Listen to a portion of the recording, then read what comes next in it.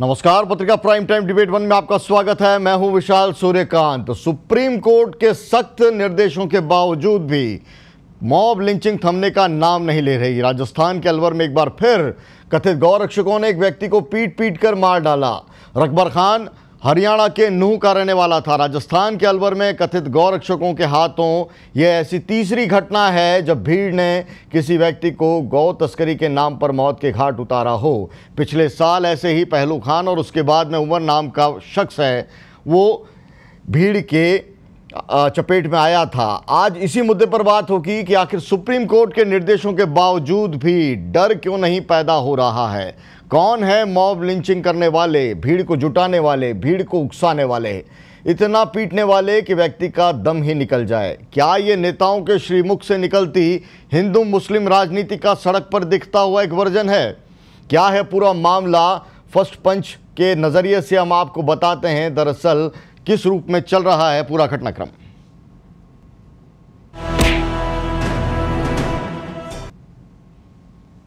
जो सरकार घर घर कचरे को इकट्ठा करने की मुहिम चला सकती है, वो समाज में धर्म के मुद्दे पर क्या कुछ नहीं कर सकती, एकता के मुद्दे पर क्या कुछ नहीं कर सकती। इस सवाल का जवाब बीजेपी को देना होगा कि मॉब लिंचिंग क्यों नहीं रुक रही है। कौन इसे धार्मिक मुद्दा बना रहा है और इसके जरिए क्या हासिल होगा। उधर सवालों की जद से कांग्रेस भी अछूती नहीं है। उसे मॉब लिंचिंग की घटनाओं में सिर्फ सियासी बयान देना ही याद आता है। जमीन पर कार्यकर्ता और नेताओं के जरिए क्या किया जा सकता है, उसके खुद के नेता किस रूप में बयान देते हैं, इसको रोकने की दिलचस्पी उसकी नहीं है। उसे लगता है कि मोदी सरकार की इस मुद्दे पर जितनी फजीहत होगी 2019 तक उसे उतना ही चुनाव जीतने में आसानी होगी, सीटें लेने में आसानी होगी। राजनीतिक दलों की संसद से लेकर टीवी स्टूडियो की तल्ख बहस का क्या देश की सड़कों पर आकर अराजक माहौल बन रहा है, अराजक तस्वीर बन रही है? सवाल का जवाब भी मुझे खोजना है। इसलिए पत्रिका प्राइम टाइम डिबेट में अपने सवालों के साथ आप भी जुड़ जाइए। स्टूडियो में जो खास लोग हैं उनसे मैं आपका परिचय करा दूं। गिरिराज शर्मा है कांग्रेस की ओर से, आपका स्वागत है गिरिराज जी। शिवचंद साहू, एडवोकेट शिवचंद साहू जी बीजेपी की ओर से आपका स्वागत है। और गौरक्षक महिला विंग है राष्ट्रीय स्तर पर, उसकी राष्ट्रीय अध्यक्ष हैं साध्वी कमल दीदी, आपका स्वागत है। और हमारे साथ में सैयद असगर अली हैं, आप राजस्थान दलित मुस्लिम एकता मंच के संयोजक हैं राजस्थान के अंदर। आप सभी मेहमानों का स्वागत। एक अहम बात आपको बता दूं कि कैसे रुकेगी मॉब लिंचिंग, इस मुद्दे पर बात हो रही है। इसको हिंदू मुस्लिम सियासत से कतई तमाम जो मेहमान हैं उनसे भी गुजारिश है कि उसको उस रूप में मत जोड़िए, क्योंकि एक आम आदमी है वो मारा जाता है सड़क पर भीड़ के हाथों। ये मुद्दा ज़्यादा बड़ा है। सीधे आपको नॉकआउट राउंड में लिए चलते हैं। अलवर की घटना के बाद किस रूप में बयानबाजी हो रही है नेताओं की, वो आपको सुनाते हैं। आइए देखते हैं नॉकआउट राउंड। मैंने देखा है कि कुछ लोग जो पूरी रात एंटी सोशल एक्टिविटी करते हैं, कुछ लोग, लेकिन दिन में गौरक्षक का चोला पहन लेते हैं। मैं राज्य सरकारों को अनुरोध करता हूं कि ऐसे जो स्वयंसेवी निकले हैं, अपने आप को बड़ा गौरक्षक मानते हैं, उनका जरा डोजियर तैयार करो। 70-80% ऐसे निकलेंगे जो ऐसे गोरख धंधे करते हैं जो समाज स्वीकार नहीं करता है, लेकिन अपनी उस बुराइयों को से बचने के लिए ये गौरक्षा का चोला पहन करके निकलते हैं। अब ये जो समाज सेवा करना चाहते हैं, कम से कम गाय को प्लास्टिक खाना बंद करवा दे और प्लास्टिक लोगों को फेंकना बंद करवा दे, तो भी बहुत बड़ी गौ सेवा होगी। मैं आपके जरिए से आखिर में हुकूमत से पूछना चाह रहा हूं कि क्या आप कांग्रेस मुक्त चाहते हैं या मुसलमान दलित मुक्त भारत चाहते हैं? ये आपकी पॉलिसी के खौफ का एक माहौल पैदा कर दिया मुल्क में, नफरतों की दीवारों को उठा दिया गया। ये हुकूमत जबर, तशद्दुद और खौफ पैदा करी। और आखिर मैडम, मैं राजनाथ सिंह साहब को बता रहा हूं कि सर, आप जिस कुर्सी पर बैठे, किसी शायर ने कहा था कि तुमसे पहले भी वो जो एक शख्स यहां तक नशीन था, इसको भी अपने खुदा होने पर इतना ही यकीन था। सर, लिंचिंग सिर्फ 84 में नहीं हुई, लिंचिंग 2002 में भी हुई, लिंचिंग बाबरी मस्जिद की शहादत में हुई। इस सरकार को जाना है, यहां जीत जाएंगे, मगर हिंदुस्तान के अवाम आप तमाम को लाकर यहां बिठाएंगे इंशाअल्लाह। केंद्र सरकार के जिस भी सहयोग की जरूरत होगी इस मॉब लिंचिंग को रोकने के लिए पूरा सहयोग हम मुहैया कराएंगे। मैं यह भी मैं विश्वास दिलाना चाहता हूं। और राज्य सरकारों को भी मैं कहना चाहता हूं, मॉब लिंचिंग को रोकने के लिए कठोर से कठोर यदि अलग से कानून बनाने की जरूरत है तो कानून बनाया जाए और मॉब लिंचिंग को रोका जाना चाहिए। लेकिन मॉब लिंचिंग पर बोलने वालों से मैं कहना चाहता हूं, मॉब लिंचिंग की स्वतंत्र भारत के इतिहास में सबसे बड़ी घटना यदि कभी हुई है तो 1984 में हुई है, 1984 में हुई है। तमाम जो कमेंट्स आ रहे हैं मंत्रियों के और इनके नेताओं के, ये और ज्यादा उन लोगों को भड़काते हैं जो ये हरकतें करते हैं। किसी एक इंसान की जान जाना कितनी बड़ी बात है, उसके बावजूद ये बढ़ते जा रहा है और इनकी बातों को असर नहीं हो रहा। इसका मतलब है कानून का राज समाप्त होता जा रहा है। लोग मालूम है हम कुछ भी कर लेंगे, लिंचिंग भी करेंगे, मारेंगे, काटेंगे, हमारा कोई कुछ बिगाड़ नहीं सकता है क्योंकि हमारे लोग बैठे सरकार के अंदर। इस कहानी घटनाएं बढ़ रही है। मार के थाना में पटकिया मरा है। अरे भाई ऐसे थानों रे ऐसे थानेदार पुलिस मरवा के पटकेगी तो भैया कहाँ गुजारो गरीब आदमी को? गरीब आदमी कैसे जिएगो? गरीब आदमी की जब पुलिस भी साथ ना देगी तो कैसे जिएगो? घटना में जो भी दोषी होगा उसके खिलाफ जो कानून ने अधिकार हमको दे रखा उसके अनुसार कठोर से कठोर कार्रवाई करेंगे। इस बारे में आज दिन तक तो कोई ऐसा केस छोड़ा नहीं जिसमें कोई घटना हुई और हमने किसी को छोड़ दिया। हम जात और धर्म से ऊपर उठ करके अपराधी को अपराधी मान करके उसके खिलाफ कार्रवाई करते हैं। इसमें भी जिसने गलती की है कानून के तहत उसको जो सजा देनी होगी देंगे। ये जो बार बार एक लिप सर्विस पे की जाती है कि हाँ हमें तकलीफ है, पर काम या कड़ी से कड़ी कार्रवाई ऐसे मुद्दों पे नहीं होती है, तब तक इस तरीके की घटनाएं सामने आती रहेंगी। बहुत ही शर्मनाक है और दुखद है। मॉब लिंचिंग नहीं होनी चाहिए, इसकी हम निंदा करते हैं, लेकिन ये अकेली घटना नहीं है। इसको आपको पीछे इतिहास से जाना पड़ेगा। जैसे जैसे मोदी जी पॉपुलर होते जाएंगे ऐसे ऐसी कुछ घटनाएं इस देश में आती रहेगी। जैसे बिहार का चुनाव हुआ, अवार्ड वापसी, यूपी का चुनाव आएगा, मॉब लिंचिंग आएगा, 19 का चुनाव आएगा, फिर कुछ आएगा, कब इंटॉलरेंस आएगा। ये मोदी जी ने जो योजनाएं दी और उसका असर धरातल पर दिख रहा है, उसका एक रिएक्शन है।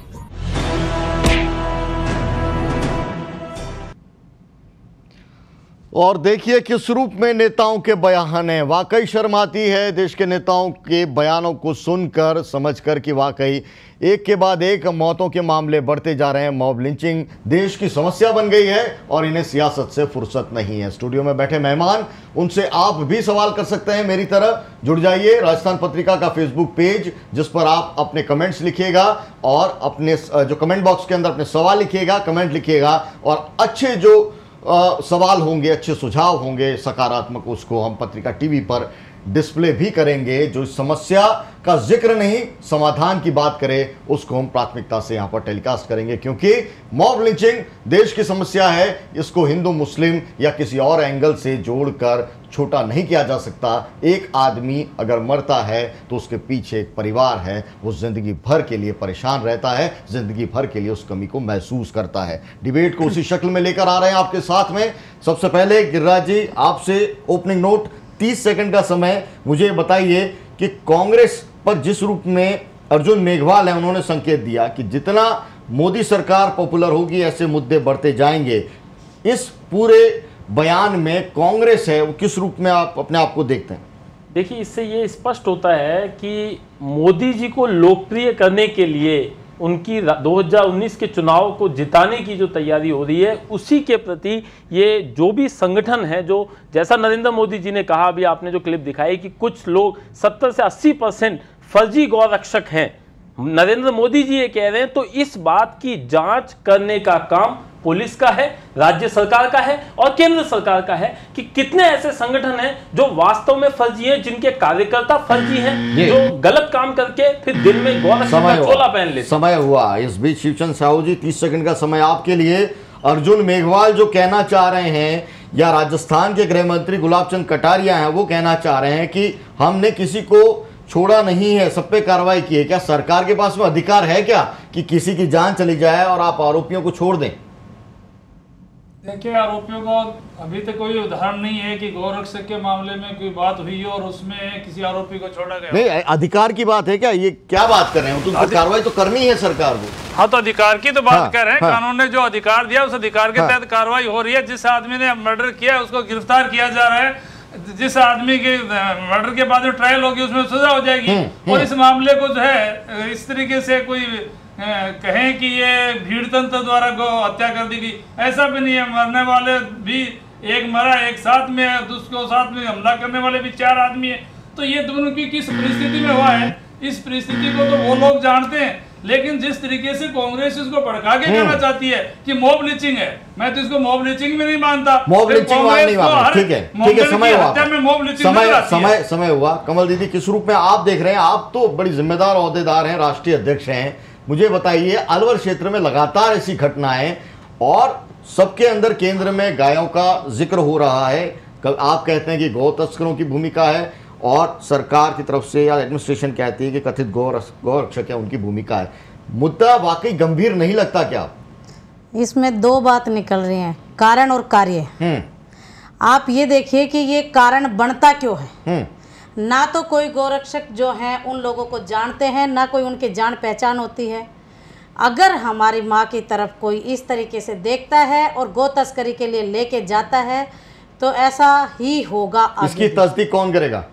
हम लोग करते हैं ना। कैसे पता चलता है ना? इनके रकबर के खिलाफ भी पहले से 4 पहले भी इनके खिलाफ 4 दीदी, आप क्या 4 मुकदमे, आप प्रशासन है विशाल जी, 4 मुकदमे इनके खिलाफ पहले से ही हैं। तो 4 मुकदमे काम करेगा। सैयद जी, किस रूप में आप देख रहे हैं? सैयद असगर अली सर, गली चौराहों के नाम परिवर्तन से शुरू हुई राजनीति बीजेपी की अब इंसानों को मारने तक पहुंच चुकी है और इसके लिए उनके पास एक टीम गोरक्षक के नाम से मौजूद है, जिसके बारे में खुद माननीय प्राइम मिनिस्टर कह रहे हैं, माननीय प्राइम मिनिस्टर कह रहे हैं कि 80% इसमें फर्जी होते हैं। और जब एमएलए वहाँ का कह रहा हो कि कुछ नहीं होगा और इस तरह की घटनाएं बढ़ेंगी, और आज असलम का बयान आया जो दूसरा लड़का है, उसने साफ कहा कि जो मारने वाले थे उनको बाकायदा इंडिकेशन थे कि इनको कहाँ कहाँ मारना है, कैसे मारना है। और अकबर जो लड़का मरा है वो तो खुद बकरी पालता था, गाय पालना भी उसका काम नहीं था, बकरी खरीदने वो गया था। ये तथ्य हैं, पुलिस की जांच में सामने आएंगे। आप अपनी अपनी बात कहते रहिए, लेकिन मुद्दा मैं और आगे ले जाना चाहता हूं। जिस रूप में, देखिए, आपको एक तस्वीर बताते हैं कि किस रूप में देश के अंदर हाल ही में घटनाएं हुई हैं मॉब लिंचिंग की तस्वीरों के जरिए। अलवर के अंदर पहलू खान का मामला, प्रतापगढ़ के अंदर एक मामला हुआ, ये दूसरा अपनी तरह का अलग मामला है जिसके अंदर सर जिस घर का चिराग बुझता है जी आप रुकिए ना, रुकिए। पाली के अंदर बेंगलोर का एक लड़का, माफ कीजिएगा, पाली का लड़का बेंगलोर के अंदर मारा जाता है भीड़ तंत्र के आगे। जयपुर में विश्वकर्मा इलाके के अंदर एक इस तरह की मॉब लिंचिंग की घटना, ऊना की घटना, यूपी में अखलाक की घटना। ये मामले क्या वाकई देश की सियासत को समझ में नहीं आते कि समाज किस रूप में रिएक्ट कर रहा है और समाज किस रूप में सियासत को देखता है, समझता है, और सड़क पर किस रूप में उसका रिएक्शन है वो सामने आता है। शिवचंद जी, मुझे एक बात आपसे ये पूछनी है, क्रॉस क्वेश्चनिंग का दौर में शुरू कर रहा हूं, जिसमें आपके जो प्रधानमंत्री हैं वो कह रहे हैं राज्य सरकारों पे आप कार्रवाई कीजिए, इनका डोजियर तैयार कीजिए, कौन ऐसे लोग हैं, और आप हर घटना को अलग कह देंगे। पहलू खान का मामला अलग था, अकबर का अलग था, और जितनी मौतें हुई हैं सबका अलग अलग रूप में देखेंगे। मैं समग्र रूप में देखना चाहता हूं राजस्थान में कानून व्यवस्था इस मामले में, मॉब लिंचिंग के मामले में क्यों उस पटरी पर नहीं आ पा रही है, और गृह मंत्री जो कह रहे हैं कि कठोर कार्रवाई कर रहे हैं, किसी को नहीं बख्श रहे हैं, तो मैसेज क्यों नहीं जा रहा सोसाइटी में? निश्चित रूप से सोसाइटी में मैसेज है। ऐसा कोई व्यक्ति नहीं है जो मॉब लिंचिंग के तरीके से इकट्ठा होकर के गौरक्षक के नाम पर कहीं हत्या करने के लिए जाता हो।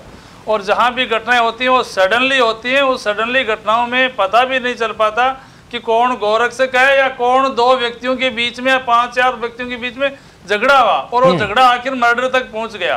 तो ऐसी घटनाएं बहुत सारी होती हैं। पुलिस के पास जो भी सूचना मिली है, जैसे इस अकबर के मामले में पुलिस को जैसे सूचना मिली, पुलिस रवाना हुई है, पुलिस ने रंगे हाथ वहाँ मर्डर करने वालों को पकड़ा है। वो गौरक्षक थे क्या थे ये तो अनुसंधान के विषय मैं नहीं कह सकता कि कोई 4 व्यक्ति आपस में झगड़ा करते हैं, उसमें एक हिंदू होता है एक मुसलमान होता है तो वो गौरक्षक हो जाए। कारण कुछ भी होंगे, उनके बीच में बातें हुई होंगी, उस वजह बाद में झगड़ा हुआ। अलवर क्षेत्र में ही घटनाएं हो रही हैं, ये भी आप समझिए। इसको आपका अनदेखा कर रही है क्या? कमल जी, आप मुझे बताइए, आप एडमिनिस्ट्रेशन का रोल नहीं है क्या? एडमिनिस्ट्रेशन की भूमिका क्या है, मुझे ये बताइए आपके उधर। नहीं, ये ठीक है जो आप कह रहे हैं, लेकिन अलवर क्षेत्र जो है नुहू के नज़दीक पड़ता है। और पहली बात तो आप एक बात ये देखें कि वो नुहू के रहने वाले हैं। राजस्थान से कोई भी गौ माता को लेके नहीं जा सकते दूसरे स्टेट में। पहली बात तो उनके यहीं पे वो है। दूसरी बात, मैंने आपको पहले भी कहा कि कारण और कार्य दोनों को क्यों नहीं देखते आप लोग? केवल एक पहलू देखते हैं कि एक व्यक्ति मारा गया, लेकिन आप लोग दूसरा पहलू ये क्यों नहीं देखते कि इतनी सारी गौ माताएं प्रतिदिन काटी जा रही हैं, उनके प्रति कौन बोलेंगे? लेकिन आप उसके लिए आवाज उठाइए ना, आपकी बीजेपी से, सरकार से आप मांग कीजिए ना कि उसको लेकर सख्त कानून बने, प्रशासन है वो कार्रवाई करे, पुलिस कार्रवाई करे। देखिए सरकार कानून हाथ में किसी को लेने की इजाजत कैसे दे सकते हो? तो क्या तस्करों को कानून हाथ में लेने की आप समर्थन कैसे कर सकते हैं? क्या कानून ये कहता है कि तस्कर गायों को लेके काट दे, ले जाए और काट दे? तो तस्करों को रोकने का काम कानून का है मैडम। नहीं, कानून आपका कानून क्यों नहीं मजबूत है जो तस्करी को ही रोक सके? कांग्रेस बीजेपी की बात नहीं है। आप अगर आप बीजेपी प्रतिनिधि हैं तो आप ऐसे बताइए। मैं ना बीजेपी से हूँ ना कांग्रेस से हूँ। मैं ये कह रही हूँ कि कांग्रेस कितना रोक पाती है, बीजेपी कितना रोक पाती है, ये आप लोगों की राजनीति है। मैं इसको नहीं कह रही। हम तो ये कह रहे हैं चाहे सरकार कांग्रेस की हो चाहे सरकार बीजेपी की हो, लेकिन अगर गौ माता की तरफ इस प्रकार से कोई लेके जाएगा या ऐसा उठेगा तो ऐसा ही आगे भी होगा। नहीं, आप ये कैसे कह सकते हैं? आप सरकार को किसी ने, आप सीधे आप ये पत्रिका के प्रोग्राम में आप कह रहे हैं ऐसा ही हो सकता है। आप तो धमकी दे रहे हैं जनता को। आप ये बताइए, ये बिल्कुल स्वीकार नहीं इस तरह की बात। विशाल जी, जो तस्कर मारे गए हैं उनके खिलाफ पहले से उनके खिलाफ। तो आप सरकार पे नहीं बोल रही हैं, आप सीधे कानून हाथ में लेने की बात कैसे कर सकती हैं? डेमोक्रेसी क्या है? मैंने कैसे नहीं बोल रही हूँ, सरकार को तो बोल रही हूँ। अगर सरकार, मैंने ये पहले ही कहा कि कारण और कार्य जो बोला है, मैंने यही कहा, अगर इस कारण को हटा दे तो भीड़ तंत्र की आवश्यकता ही नहीं हो। सर, यहाँ मैं एक बात कहना चाहूंगा कि जब हम चाहते हैं कि घंटाघर तक कोई नहीं पहुंचे तो घंटाघर तक पहुंचने के सारे रास्ते बंद करने पड़ेंगे। मैं ये जानना चाहता हूं कि बीफ एक्सपोर्ट जो हमारे यहाँ हो रहा है उसका प्रतिशत दिनों दिन बढ़ रहा है। मैं ये जानना चाहता हूं कि सबसे बड़ी कंपनियां कौन सी हैं जो बीफ सप्लाई कर रही हैं, क्यों उन पर कार्रवाई नहीं होती है? सबसे बड़ी कंपनी अल कबीर, ये किसकी है? कौन चला रहे हैं इसको? कौन लोग हैं? क्या ये जो इक्का दुक्का गाय खरीदते हैं, क्या ये काटने के लिए खरीदते हैं? बिल्कुल नहीं, कदापि नहीं। मैं ये एक चीज सर मैं ये कहना चाहूंगा, सर मेरी बात पूरी हो जाए। मैं ये कह रहा हूं कि आप ये कह रहे हैं हिंदू मुस्लिम पिछले 2 सालों के अंदर जितनी भी मॉब लिंचिंग की घटनाएं हुई हैं, झारखंड से ये सिलसिला शुरू हुआ और राजस्थान तक पहुंच चुका है, इसमें 80% मुस्लिम हैं। दलित ऑलरेडी शिकार थे इसका शोषण का, अब मुसलमानों को भी उसमें शामिल किया जा रहा है। तो ऐसा क्यों, आखिर क्यों एक ही गिरोह क्यों इसमें शामिल हो रहा है? शुरू करना चाहता वहीं पे आ गए। मुझे ये बताइए कि आप या ऐसे संगठन जो धार्मिक संगठन है अपने धर्म की, अपने मजहब की बात करेंगे, जो मॉब लिंचिंग के अंदर मारे गए, आपको पाली का एक लड़का बेंगलोर में पीट दिया जाता है, उसको घसीटा जाता है, उसको मारा जाता है, वो आपको दिखता नहीं है?